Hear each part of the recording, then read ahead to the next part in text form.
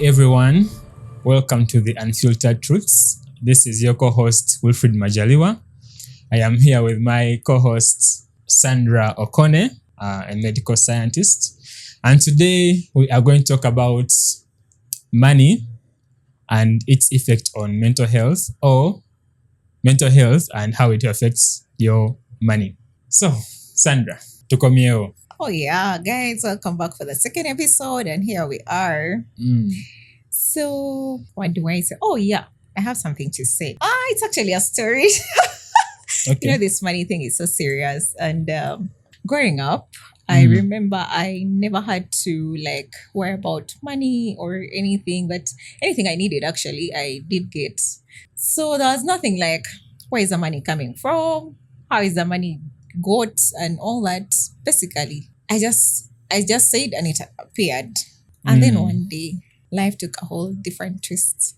My dad passed, and the realities of money began to surface. He did set actually systems in place to take care of us. Then when he lived, even after he died, I should say, the systems were still working, but I think we just never got proper relationship with money. So we struggled a bit, and the struggle was mostly stemming from that bad relationship with money. Like, we didn't know how to maintain it. It was already made, but we didn't know how to maintain it. So it kept on vanishing, and we just didn't know when the cycle would stop. And I think that followed me in my adulthood. And I still had the same relationship until one day when I hit rock bottom.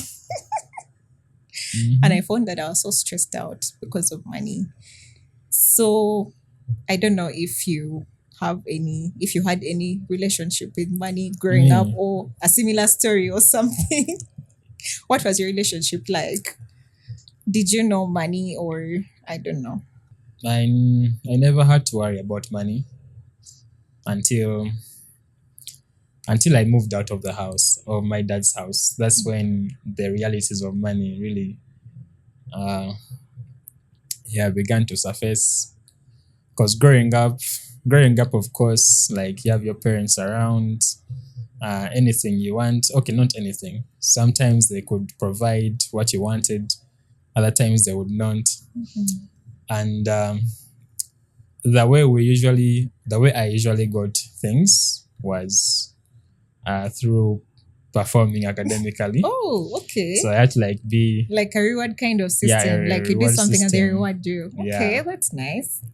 Fortunately for me, I was I am bright.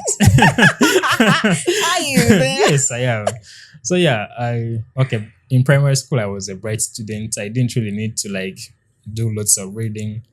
So during that time it was kind of easy for me to have good grades. So the rewards were kind of expected. I was like, they're never gonna come for me that, Or I'm I've come maybe third. And then I'm like, Papa, today I want a watch, or I want a toy, stuff like that. So there was no relationship with money, a direct relationship with money. There's one time though when it was just me and mom and my other siblings. Dad had traveled, and I went to mom. Nemusaba ku sente. What you? So I'm like, Mom, if I reading and then go sweet or something. So mom was like, "Sina sente." And I was like, yeah, baby, but there's money there. I know. This is in just Jacob video. Yeah, so she did not anyway.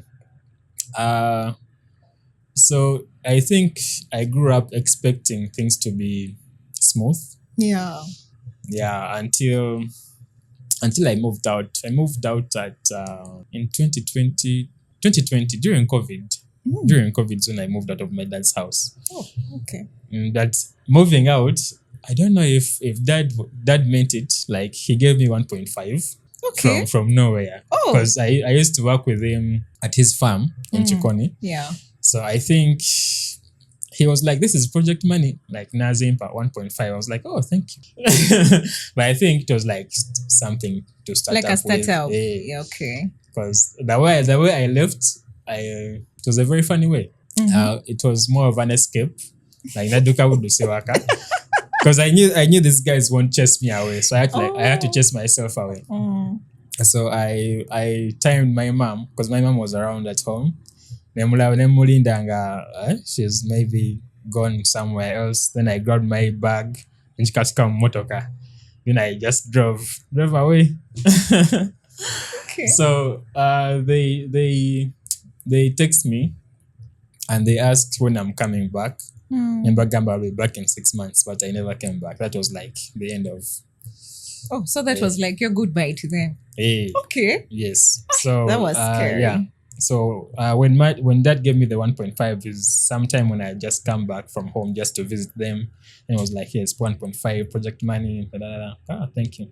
But of course, when you're moving into a new place, like you pay rent for a few months in advance, and then the house was empty. It's a big house, but it was empty. There was nothing.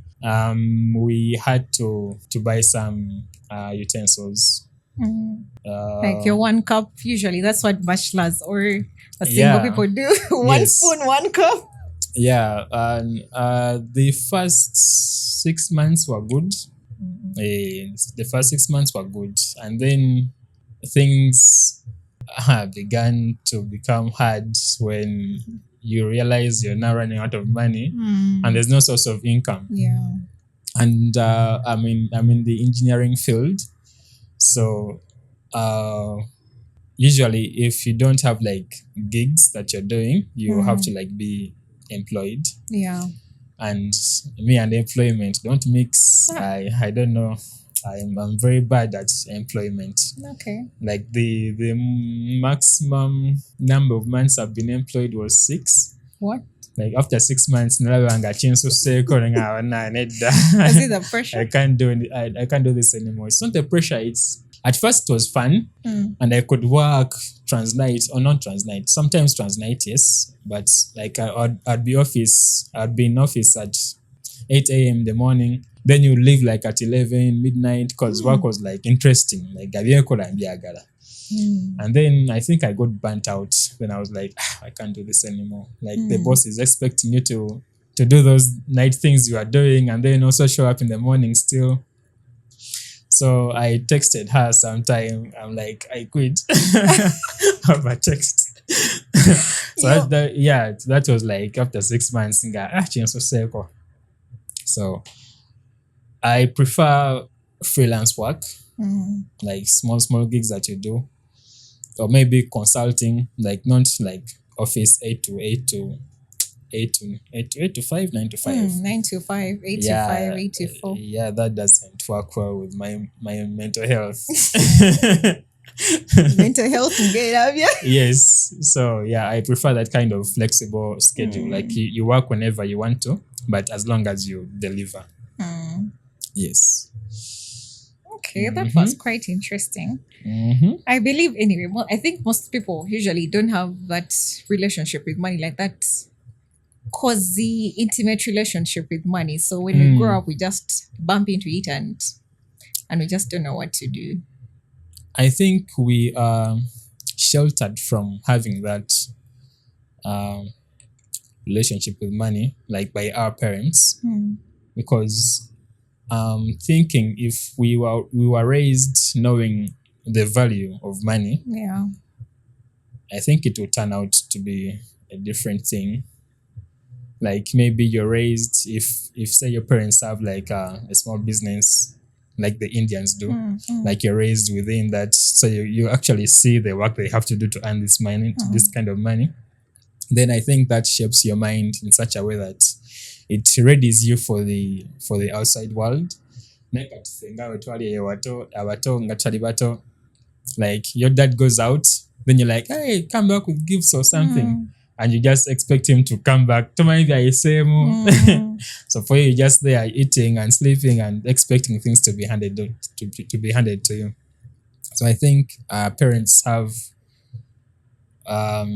what's the word? I want to say prerogative. I don't even know what that means. Obligation. Let me call it an obligation to train their kids about the value of money and how to spend it and how to keep it when you get it. Yeah, I think that would be nice. It's funny how like in my scenario when my dad passed, of course, yeah, like I said, there were system sets, there were things there to that we could actually ride on and still live a comfortable life, just like we were living. But because we didn't have this The discipline to proper relationship with money, because I mean, the guy would go work, and all we had to do is show up, go to church. I mean, take us to the beach. Like there was nothing like money is done like this is money. And you guys used to go to the beach. Yo, my dad used to take me to the beach and I would dance. I think that I enjoy going to the beach. Like yeah. So for me, in my case, like there were things we worked hard. He taught like my parents actually taught me the value of hard work. But the one thing I never actually learned was this money. After I've worked hard and earned this much, how do I keep it? Like for me, I already spent it the way I want because I was like, it will still come. I go and work and I know, yeah, when I work hard, it definitely comes. But because you do not know the value of maybe keeping it, saving it, or investing it, I mean, if they had told us way back, I would be so rich. But because I didn't have that, I just kept on thinking, okay, the money would come. Like maybe at some point I thought it would even come magically. But then when I became an adult, like I left my parents' home and I had to like fend for myself, I started to see that, but money is really tight, can really be a problem. I mean, you go work hard and it's too little. And it's strange. When I was younger, it seemed like it was a lot. Maybe I don't know what my parents used to do. But when I work, it seemed like it's a lot, but it's not a lot. It's not even enough. You can barely, I don't know, eat, fend for yourself. So for me, if someone had really taught me earlier, because at least I have the other values of like hard work, but then I didn't have the values of like keeping it, saving it, how do I maintain it? And yet there I always told myself, I need to retire by 40. And 40 is fast approaching and you're like, yo, how will I consider retirement if I have nothing? If I have nothing. So do you think it's only the parents' obligation to teach us money, or you think schools should also interest themselves in that area? Schools should, but that is not what is happening at the moment. It's a So big gap. yeah, we can't really rely on schools to teach us about how to make money, how to keep it, how to invest money. And the major thing with school is the way we have it structured here is it prepares you for employment. Like it gives you all the skills you need to be employed by someone else. It doesn't give you the skills you need to start your own business. It doesn't teach you how to fail, because when you're starting your own business, you're going to have multiple failures along the way. So it doesn't teach you that resilience, because when they give you tests to do, like you must ace those tests. Like when you fail, it's like you're devastated. So if school was structured in a way that it would support a kid's creative potential, I think then we would have a much more better experience with handling money and how to make it. Because now the kid will grow up knowing there's various ways to make money. You don't just have to be employed. You can start your own thing. And that's the school bit. Then, of course, parents, this is like, yes, you actually have to teach your kids about money. And I think the best way would be, instead of having, there's this thing they have, I just say it in movies. I don't even know if it's applicable in Uganda. Let's hear it. Take your kids to work there. Yeah, so if you could find ways to, because kids when they're growing up, I realized this with my dad, like nari mwesi bako nyo all the time. Yeah. So he had a computer at home, Like every time he could sit down to work, Ngambera or Nayenga, I'm just watching him. Like I'm copying everything he's doing. Yeah. That's how I got into tech and computers and all that stuff. So at some point, I was about six or seven. He used to give me these manuscripts. Nagama, you type this. So at like seven, I'm already now using what? I'm already using a computer. I'm using Microsoft Word. I'm like typing. I'm helping my dad. I'm typing. Then when you're done, you're like, I'm done. What else is there for me to do? And that's how I learned how to use the dictionary even. Because they had a very huge dictionary in Agama. You look up this word. I open the dictionary. I look it up. I'm like, this is what it means. So stuff like that. I think regardless of your profession, you should find a way to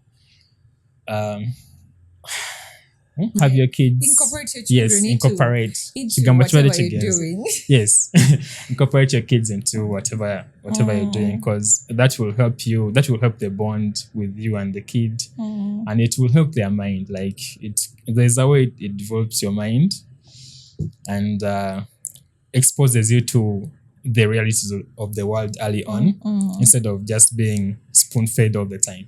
Yeah, I think also just teaching us like the core principles. I mean, you be there one moment you are rich, and then the next minute you're living like in ranks. Just doesn't make sense. But the new curriculum actually puts some these technical things. I don't know. I don't know the new curriculum. I don't know it. I think they're doing this hands-on stuff, more technical stuff. I have no idea. I think that would be a good place to start. They're teaching them other ways. At which level? I think ordinary level, O level. Like other ways to that's too late to live. But then now they need to add like a portion of how to make money.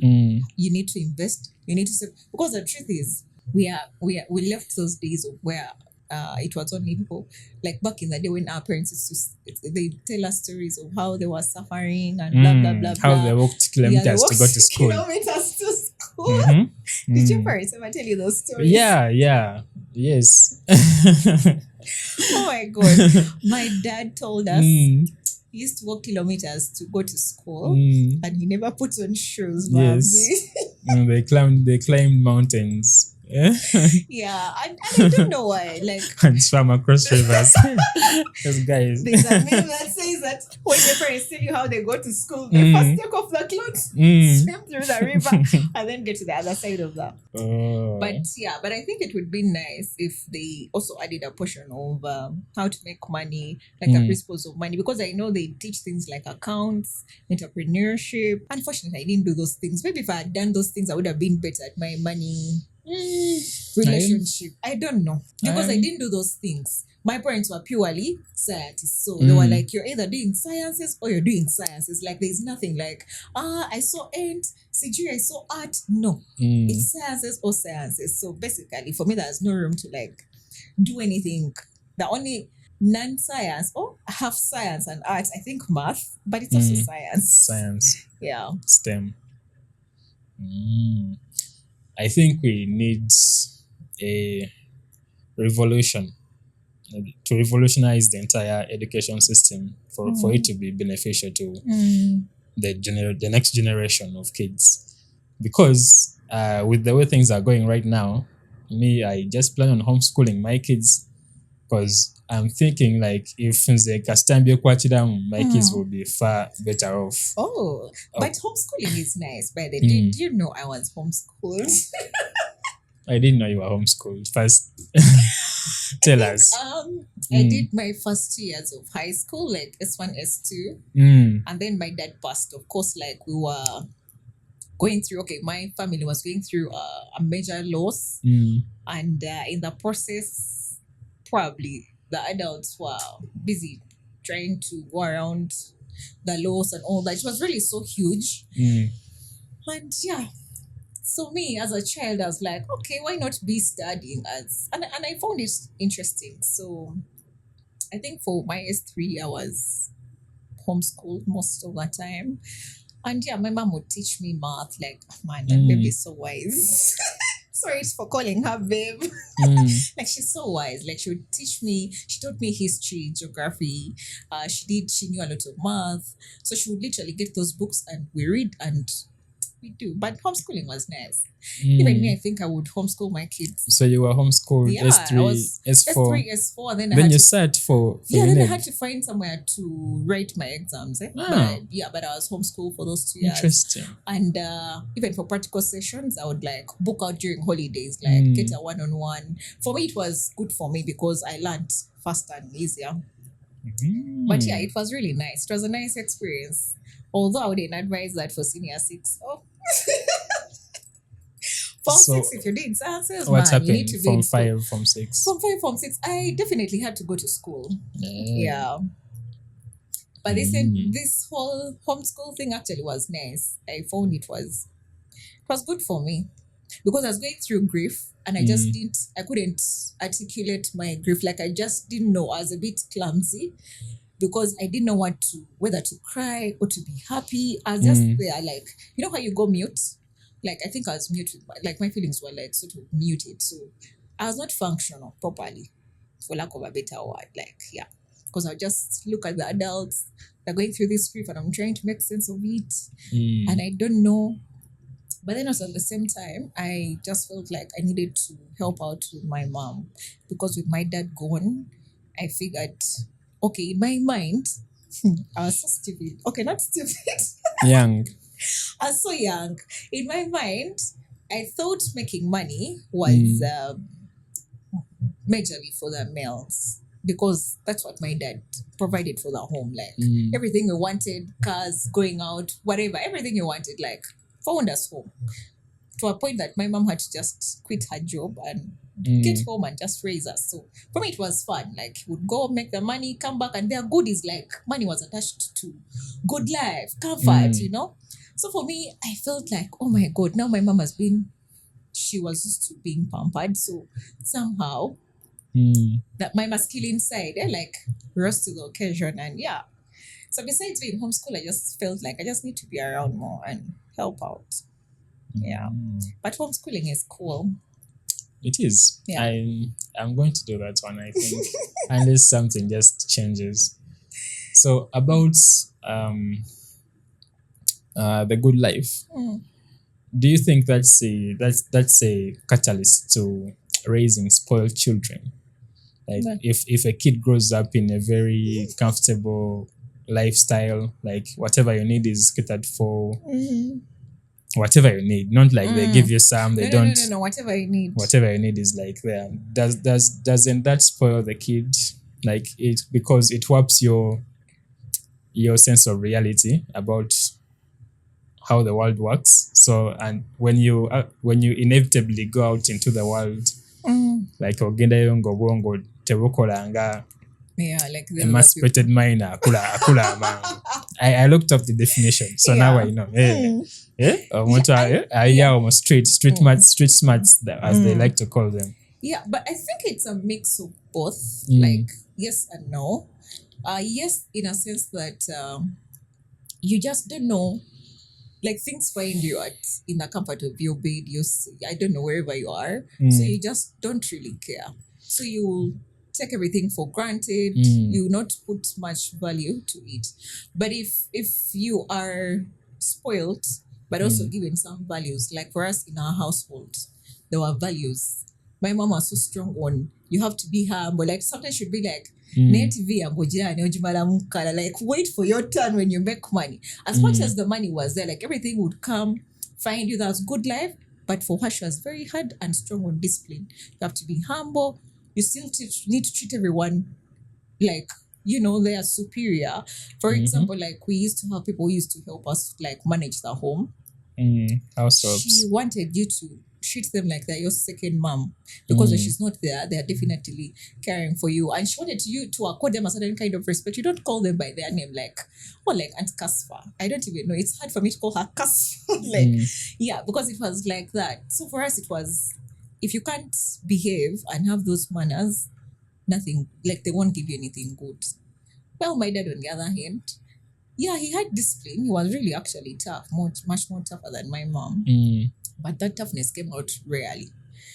But he believed in giving you everything you wanted. Like whatever you say, he gives you. But of course, I don't think he would love to have a spoiled child.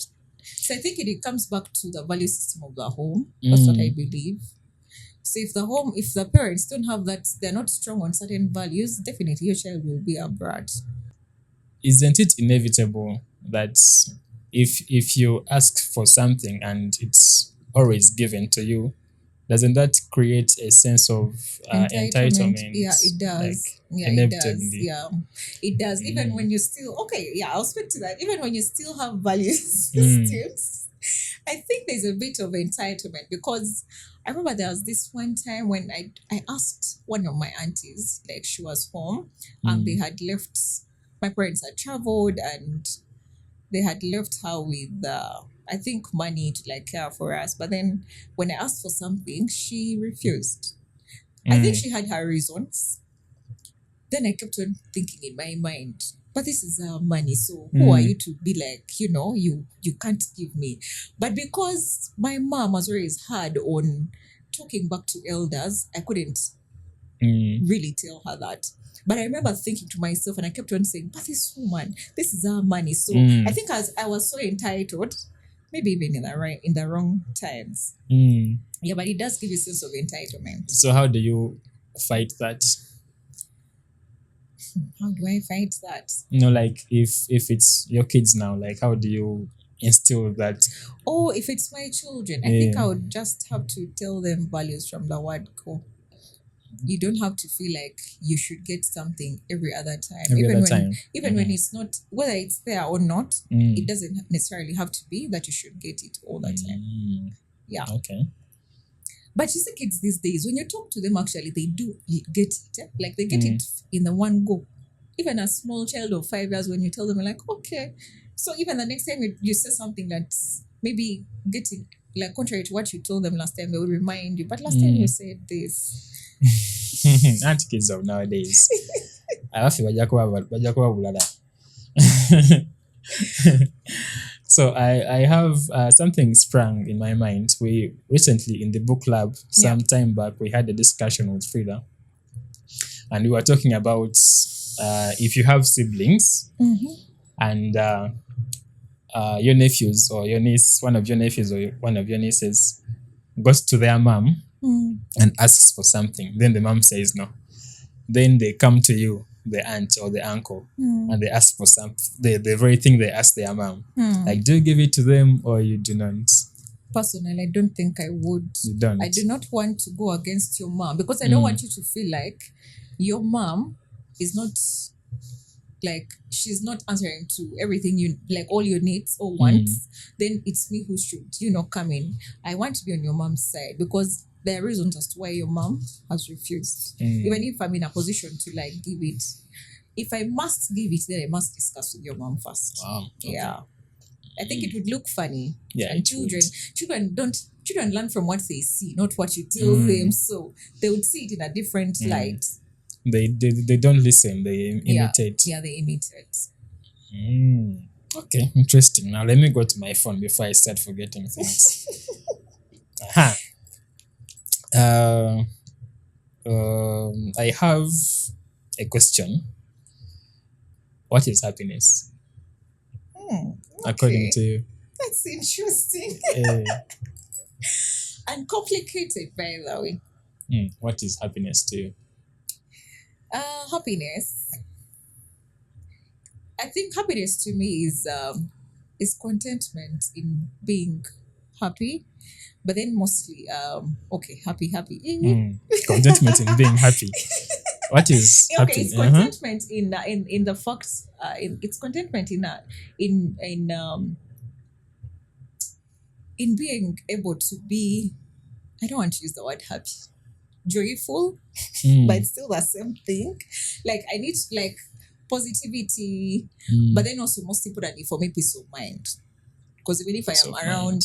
happy people and my peace of mind is really shaky, I don't think I would be happy. Do you think it's But a it's a complicated thing and I think it's subjective to everyone. auntie? There's people who say like they're in pursuit of happiness. And I think that's a wrong way to look at it, because happiness is not an end goal. It's not Yeah. something like you just land on or reach and then you're like happy forever. No. So I personally think happiness is a state of mind, and it usually is in the doing. Like when you're doing something, then you're happy. For example, if my goal is to be a millionaire by the end of this year, I would be happy when I'm doing things that would eventually get me to the $1,000,000. So when I'm doing this, I'm happy. So it's not that when I reach the million I will be happy. It's this state It's the that process, I'm in, yeah, the process. The joy in the doing. It's in the doing. Yeah. Oh, okay, nice. Okay. Got it. Interesting. Now this one is very interesting because you're a Christian woman. The question is, what role does religion play in shaping people's view about money? You listen to my question. Yeah, The role religion plays in shaping people's view about money. Because in the Bible, there's like the meek shall inherit the earth, and some other verses I've forgotten. But usually it's like don't aspire for too much, kind of.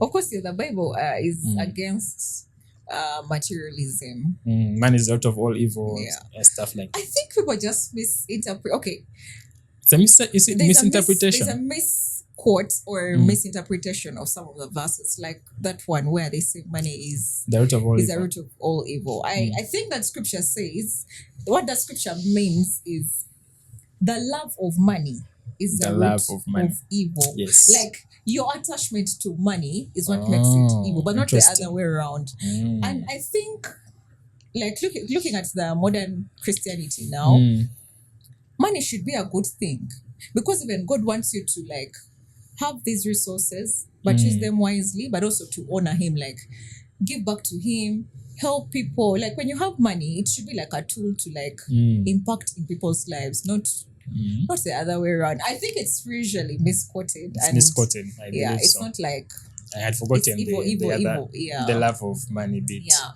but when you love money too much, you attach so much to the money that you will do anything to get it. But if you don't it's good to attach value to money because that's important. But again, don't go overboard. Like do anything for it. So that means you will kill to get money.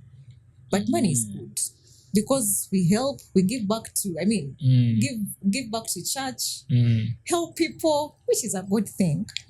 Katika hicho, at what point do you have enough money? Like how much money is enough money? But is there really enough money? There isn't enough. There isn't enough. So should it be up to the individual to like set a goal, like if I reach this amount of money, like this is enough for me? Okay, personally, I believe there is nothing like enough.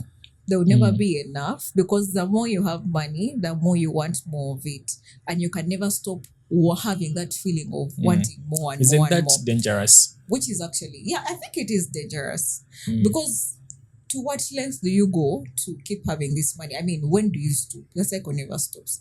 So I think you should have like goals of, if I attain this, if I attain that, I should be able to say that's enough. That's enough. But then also for me, as much as money is important, like it's better to invest in for me tangible things. Like I love people. Like I want to invest in relationships, experiences, like maybe we travel somewhere. That's a good experience. Like that's something I'll have for the rest of my life. So what happens if one day this money goes? I mean, I don't know. So for me, I want to invest in those things. Okay. Yeah, like relationships, experiences, personal growth. So there's nothing like enough. So you just have a limit and be like, let me give you an example. I was reading The Psychology of Money yesterday, and in the book, the guy gives an example of a CEO at Goldman Sachs, some company in the US. His name is Raj Gupta. Yeah. So Raj Gupta was a millionaire. He had like a net worth of $84 million. Now, $84 million, that's a lot of money. Yeah. You could like just stop working and retire for the rest of your life. Yes. $84 million. So Raj Gupta does some insider trading, which is a crime. And then he wanted to exploit an investment that what's his name? Some other wealthy guy, Warren, some other wealthy guy, Sam Branson guy. Okay, so this other wealthy guy was going to invest $2 billion into the company, and then this guy wanted to leverage that and do some insider trading so that he could amass because his goal, Raj Gupta, was to become a billionaire. So he wanted to get to the billion status as or by doing whatever it takes. And this time, whatever it takes was doing the what? Insider trading, which is a crime. Yeah. So from $84 million, which is a lot of money, like he was too greedy that he wanted to get to $1 billion by doing this other shady thing. And then that got him arrested and like ruined his reputation and stuff like that. Of course. So if you had $84 million, is that enough money to be like, no, I don't even want to like stress myself anymore about money, like, because it's a lot of money. If you convert that into our shillings, it's money. It's a lot of money. That's enough to feed generations. For me, definitely, I would stop working. You would stop, but I'd want to invest it in like things that are not too risky, but can keep giving me like money. Let's say like unit trusts, by the way, because I know if I invested like my $84 million there, every day I get some interest. So there's so much power in that compounding interest. So even if I didn't work, I would still know I am making some silent money somewhere. I don't want to just be like, okay, I've achieved $84 million. Now I can stop. Okay. Where is the vacation at? Where is this? As much because as then that is you would good, be like, you're just spending, but you're not maintaining it. Because I think it's more in maintenance, like maintaining it. Yeah. Interesting. So you would take risks, but they would be calculated. Yeah, they would not be like too risky. Greed has a way of giving you a false confidence of if you put this 84 there, you could actually get like 300 something. But in the process of doing that, you will lose so much. So much. Yes. Kati, have you heard of day traders? Day traders, they do some, I don't even know what they do, like they do crypto things, forex things on their machines. You've seen updates from people's WhatsApp that have those chats. Those day traders. I also have no idea how those things I also don't know. But on the point of greed, because most day traders that I know have this way of thinking that you're going to go into the market and your plan, like you've invested like maybe 100K, and you're like, if I get 500, that would be nice, or maybe 300 would be nice. Then you go into the market was 600K. Your goal was 500. So you're looking at the thing still increasing, still going up, because it will go up to maybe even 700, 800. Then you will get greedy and be like, I think I can make $1 million from this. So from 800, then it will start dropping 700, 600. Now the fallacy of sunk cost comes in, because you're like, man, maybe it will go back to 650, which by the time before you know it, it's like really down to 100K or maybe down to 50. So now from the 500, that from the 600 they gave you, and Golia they are 500. From the 600 they gave you, you're now left with maybe 50K or 100K. So is that a mental issue? Like, is it to do with greed? Is it to do with not having enough? I'm looking for words to use here to describe that kind of behavior. I think that kind of greed. I can't attach a particular name, but I think greediness is generally not a good thing. Is it one of those? There's a I've forgotten. I want to go there. But for me, I think if I reach 600, I'll first withdraw my. You'll first withdraw. I also withdraw and then start afresh. And then start afresh. Yes. Yeah, I think I would do I that think as well. it would make much more sense that even if you made a loss, it's not completely like you've lost almost 3/4 of what you had initially. But greed is a bad thing. Let me see if I wrote something about that. I did actually. I think that step would put you in depression. Yes, of course it would. Because you invested 100K, the market has given you 600 and your goal was 500. But you'll definitely be depressed. You've ended up with 0 or maybe 0. Yeah. I'll definitely be depressed. Have you ever been financially depressed? Me? Yeah. Are there moments that pushed you? How did you feel? Depression. Or worked out because of money, I don't know, something like that, stressed out. Like to the extremes whereby you're like, you know what? Like, okay, maybe let me rephrase. Like maybe you had money and like you told us in your in your growth as you were while you were a child, you didn't have that special relationship with money. So have you ever been in a state whereby you're like money just repelled you for such a long time that you went into depression and no, I've never. Okay. Because I'm a very optimistic person. And I know what helps me is I know I have the skills to make the money. Because I have experience before that I've actually made this money using the skills that I have. So when I don't have money, it's not like I can't go into depression because all I have to do is just apply myself.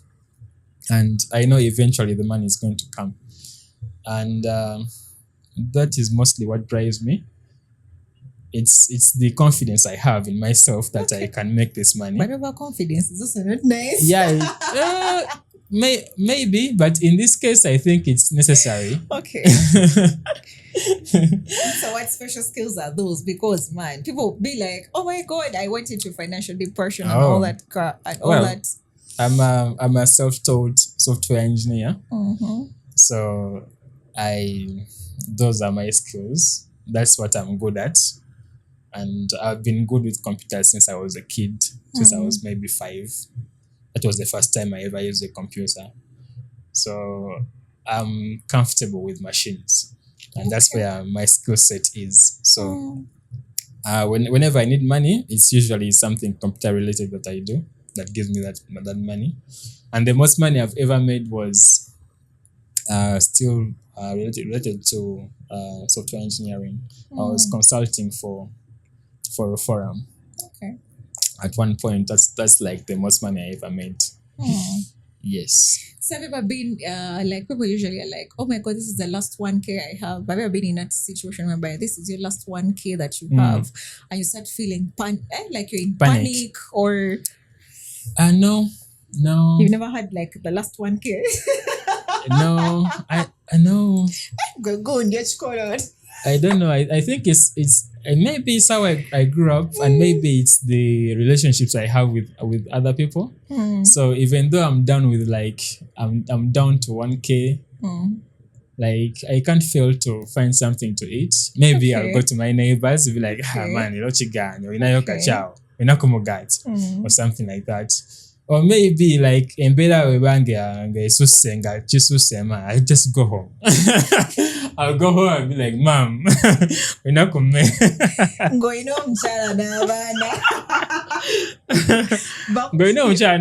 The parents are always there to help.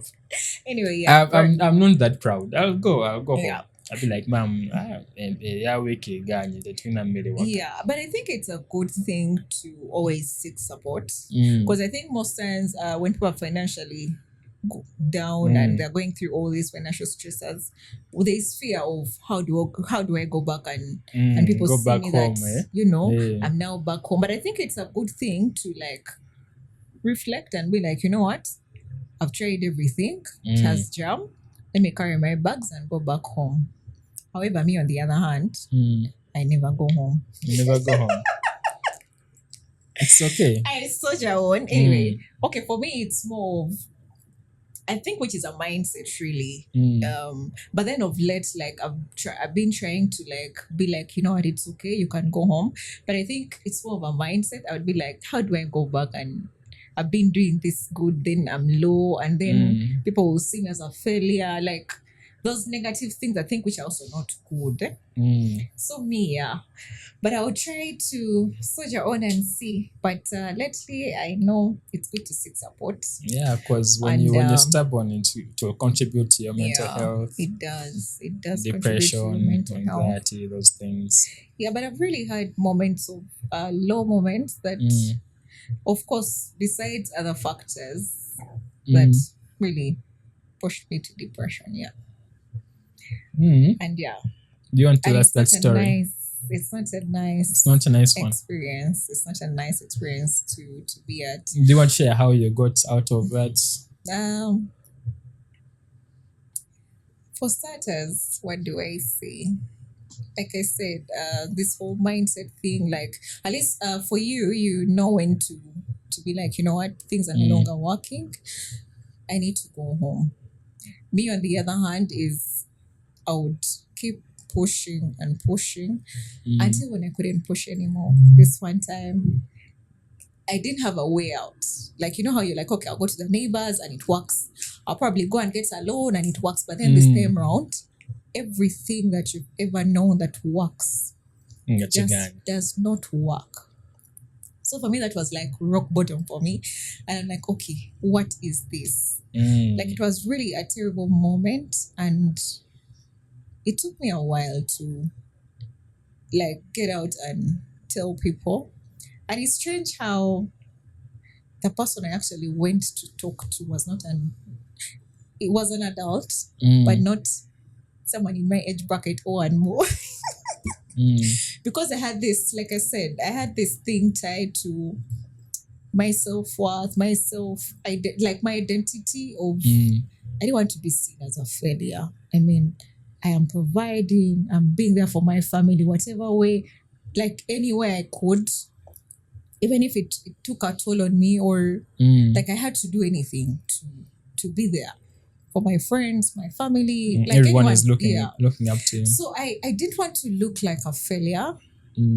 So because everything had failed to work and I could not go back out there and talk to like my age mates or anyone, I had to reach out to someone who was like 20, 22. And I was so blown in how... Emancipated minor. Yakula mango. I was so blown in how this person like made me change my mindset and started seeing it in a different lens. Like, I am strong. I've been trying. And it's okay to fail sometimes. Because in my world, I didn't ever see that I needed to fail. I'm gracious with people when they fail. But for me, I think I was so You're harsh. hard on Like, yourself. I've always been so harsh on myself. That harshness like obscured to see the other side. So when I really talked to this person, we sat down, we talked. And in that moment, I realized, I think I need to do something about this. So I was like, where do I start? I had to go back and start teaching myself money. Like, I started looking at my life growing up. You talked about having mentors. Yeah. Money. Yeah, I have financial advisors and mentors. So I was like, you know what? I'm working hard. Like I said, my parents taught me how to work hard. I'm resilient and all those things. I'm strong. I can bounce back. But this time, none of that was really working for me. So I was like, how do I get Mm. myself out? Because I was in horrible debt. Mm. Like, not, there are different kinds of debts: Mm. investment, consumer, ugly. Mine was not investment at all. No, Eh. I think it was ugly and consumer, because ugly, you're at that point where you can't pay. Mm. Consumer, you're taking the debt to do things that are not bringing back money. Like, they don't increase, they don't even pay back that Mm. money. So I was so stuck, and I was like, you know what? I need to seek help. So when I spoke to this young lady, we talked. She was there for me. Like, I was so blown. Like, I was like, okay, it's so amazing. There's so much power in humility. So for me, I Mm. think maybe God wanted to humble me in some way. Like, you Mm. can't keep soldiering on. So I had to be humble for starters, get Mm. help, like go talk to someone. But then I also told myself, since I was born, money was there. Then for me, I grew up, I didn't have this relationship. And then here I am, I'm struggling. Like, I don't know how to, keep the money. Mm. And you just can't go home and be like, you what, you guys, I'm broke, I'm bankrupt. So I had to get like financial advisors. And I'm so glad that I've been doing well so far. Mm. So they advised me on various things, on debt, like how much debt do you have? What can we do to take away this debt? Because my income is not changing, but the debt is increasing. So like, yeah, so they've been teaching me, like giving me tools. I'm still on a journey, but I'm least impressed with so far what Mm. has been going on. But financial depression is real. It is. Yeah, and it's really not a nice place. And usually I think people fear to like come out and be like, you know what, guys, this is what's happening. Mm. Where could someone go to get that financial education? I think, okay, at first I started out with internet, listening to audiobooks, but then it wasn't making sense. Like, I would listen to these things, but I think You could they not still relate. didn't bring out what I wanted. I don't even know what I was expecting. Mm. But then one day I was like, you know what? The same way you go to a therapist and be like, I'm going through ABCD. Let me take this person as my financial therapist. So I went before this person. Like, I struck myself naked, like financially naked to them, like told them this is what's going on. I remember breaking down, and they told me things. So I had to look at what exactly is putting me in this situation. Like, in our African culture, we have this thing of black tax. So for Black me, tax. black tax was really doing a number on me. And You had become your father. Like, I know, right? eh. Yeah, black tax was really doing a number on me, and I realized it's okay to say no sometimes. Okay, not sometimes, but it's okay to say no if you feel you're not in position to. So, like, he advised me and told me that I need to say no to my family, like set boundaries, like how much am I able to give, and genuinely tell them, okay, even me I have goals, because now I was not working on my goals, but I was working on the goals of this family. Of course, the goals I was working on for myself was just education, because I've been educating myself. So yeah, I think that is like the biggest goal I was working on. But there's other growth goals of like, you want this, you want that. I was no longer growing as a person. So yeah.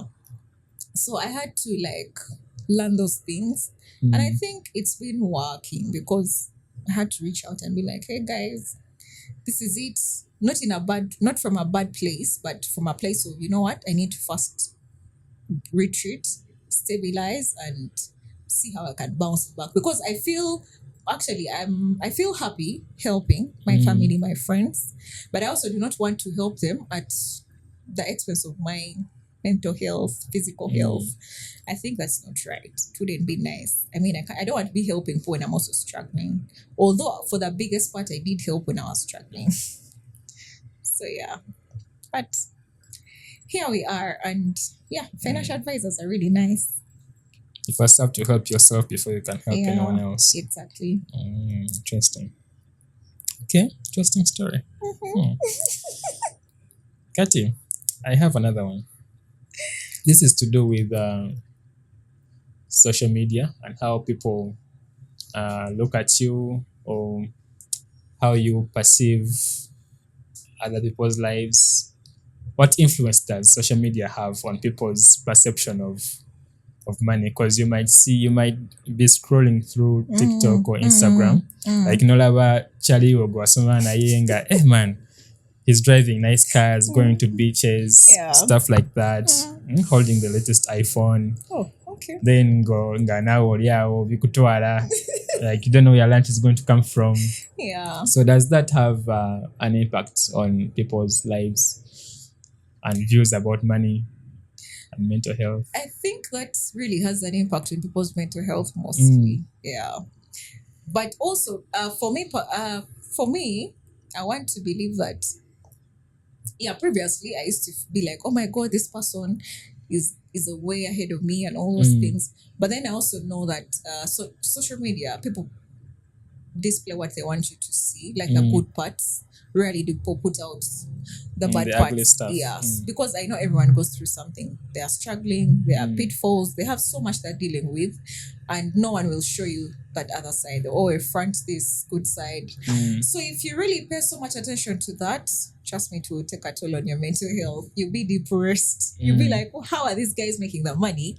And I cannot do that. So I think as an individual, you should be able to set your own goals and be like, if I am able to do ABCD, I should be happy and be content. By the way, there's so much power in contentment. What if it's someone who doesn't know what to do, like doesn't know what to do with their life, doesn't know what he or she is good at? Like when you ask him about what are your 5 or 10-year plans, like it's blank, there's nothing. I think talk to someone. You could, you see, when you may actually, there's someone who's blank. It's just that you just can't put these things together to like come up with something concrete that is very definitive. But if you spoke to someone, in whatever you're speaking, they'll try to put these pieces together for you, and then when they say it to you, you'll be able to be like, oh yeah, that is what I want. Then maybe they could guide you on what exactly to do. Or maybe social pressures, like there are certain things that are not acceptable socially. Like maybe if someone just wants to become an artist, paint, sing, like mom and dad are like, need the boss, go to law school or something like that. I know. So how do you encourage someone like that? Do you encourage them to like stick to their passion and see it through, or go the mom's way, dad's way, go to law school, become a lawyer? Because there's like being a very good lawyer and your entire being like wants to just be in front of a stage and singing, and so you end up with a lawyer who wants to be a singer. Naye nga sente ziri eri alaba sente ziri eri mu law naye tell the future, so he's like depressed. Man, but I think you should do where your heart is at, where your heart your is. passion, but also first do research. There is About you having a passion about this whole singing or boxing, and then maybe the market isn't there yet. But I mean, you need to weigh options. It's a tricky one. Yeah, because it is. For me, I come from a family where there was sort of like a script of like your life, for lack of a better word. This Like is what you must do. Sandra, you have to be a doctor, you have to do sciences, you have to do this, you have to do that. But then also there are also those childhood fantasies, desires. Yeah, growing up, I saw my dad is a doctor, and I was so mesmerized with the way he treated people and how people would come around him. Okay, back in the day, like, okay, it's still prestigious. And they're like, oh, Dr. Okone, and it's so nice. So for me, I felt like, okay, you might need to be a doctor, But as I kept on studying, I realized my science is hard. But then I had never done, like, I didn't know how to cram history. Like, for me, it didn't make sense to Oba Divonsha, Maji, like, it just didn't make sense. So I had to stick to the science. Cramming. We shall come to that But when we then- talk about school yeah, and but stuff then- like that. Seeing my dad, like, I saw there was the job market was readily available. So for me, I stuck to the science, not because I was necessarily pushed towards that direction. I had some passion for it. But then for me, like I said, I've always, I don't know, like my brain works so fast, like those are my, we're too smart. I was like, these things, these people here get jobs quickly. So yeah, I stuck to the science. But in that case, I would say let them stick with their passion, because also it doesn't make sense for you to do something you don't like, because you do the law and then end up selling juice. Not because it's a bad thing, but because there's nothing there for you. You were just pushed.